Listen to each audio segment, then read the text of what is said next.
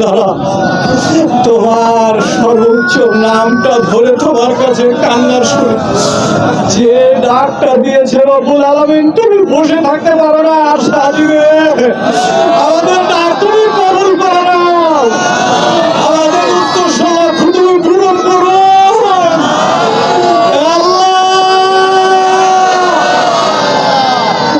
আর ফিরতে না আসতে হয় রব্বুল আলামিন। আমরা কি তুমি তোমার রহমতের পানি দিয়ে এই মরা জমিনকে তাজা করে দে রব্বুল আলামিন।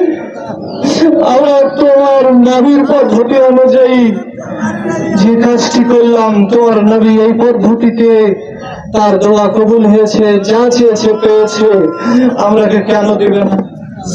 আল্লাহ দিলে না কেন? কার কাছে যাবো তুমি বলে দাও।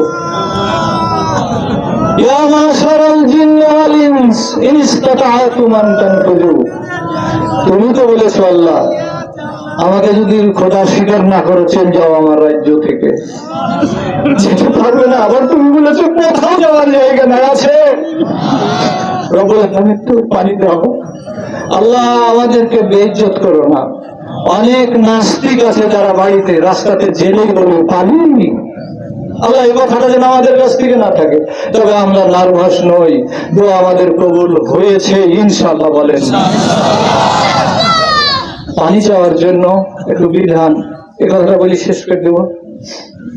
যখন অনাবৃষ্টি দেখা দেবে তখন ইমামদেরকে বিভিন্ন জায়গা থেকে মানুষেরা বলবে, ইমাম সাহেব, হুজুর সাহেব, দেশে পানির অভাব, কাজশালি শুরু হয়েছে, ইস্তেসকার ব্যবস্থা করা যায় না।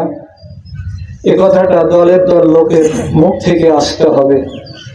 অবশ্যই এবার হয়েছে, বেশ কিছু লোক আমাকে বিভিন্ন দিক থেকে যেদিন শুক্রবার বুধবার থেকে মোবাইল মৌখিক আলোচনা করেছে। এবার আমরা 82 সালে, আমি তখন ছাত্র, 5টা ময়দান পরিবর্তন করে ইস্তেসকা 15 দিন পড়েছিলাম। যেই বছর বোরিন্দা আবাদ হয়নি, মনে আছে আপনাদের? সব মরে গেছে। তো বিধান একটা আছে।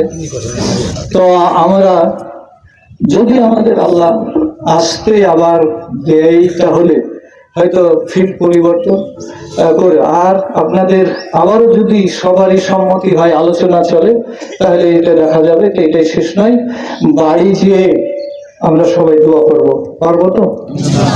এখানে দোয়া শেষ নয়, সার্বক্ষণিক দোয়া আপনার আমার মুখ দিয়ে সব সময় যেন আল্লাহর বড়াইটা বর্ণনা করি, আল্লাহকে বড়, এটা আলোচনার পরে